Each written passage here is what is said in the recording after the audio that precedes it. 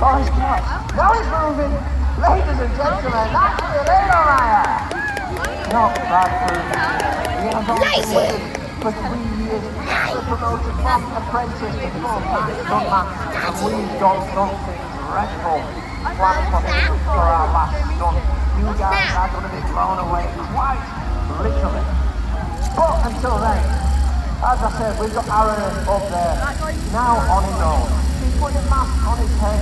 He's going to fill that jacket full with petrol. He set himself on fire and he's up down to the stairs. He's going to fill that jacket full of ketchup. He's going to fill that jacket full of ketchup. Petrol. No ketchup. No ketchup. Ketchup would be a bit weird. Yeah. He's jumping as a red man. And imagine there was blood. No one would there. They would just think it's ketchup. Used to do this stuff before Aaron, when Aaron was only about 18 years old. Aaron had never done this in front of a live arena audience.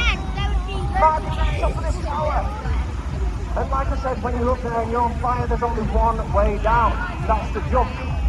One fateful day in Northumberland, back in England, Mark was at the top of this tower. And he set himself on fire. It was just another day on the job for us. However, that flag is up there for a reason. That's to tell us which way that wind is blowing. That wind was blowing the complete wrong way. It was actually blowing against his back.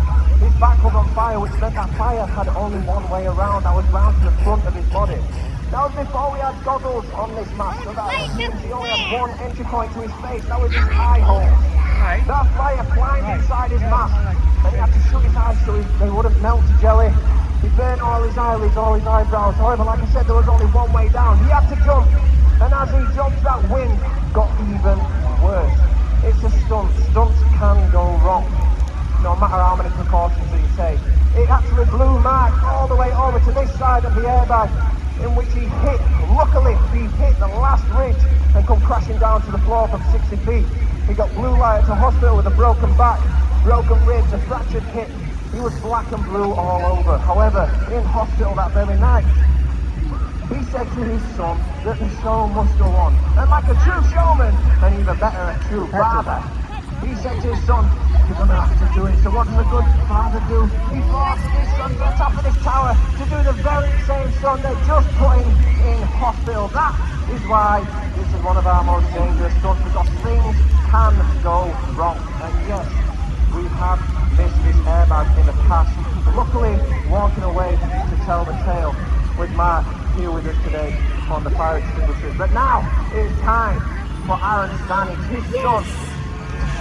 Now he is at the top of this tower. Now if you've got any footage of this stunt or any of our show and you post it online, feel free to tag us at Stannage Stunt Team. We really do love watching back what you guys do. You are so dead. Point of view, really helps us make these shows better. That's crazy.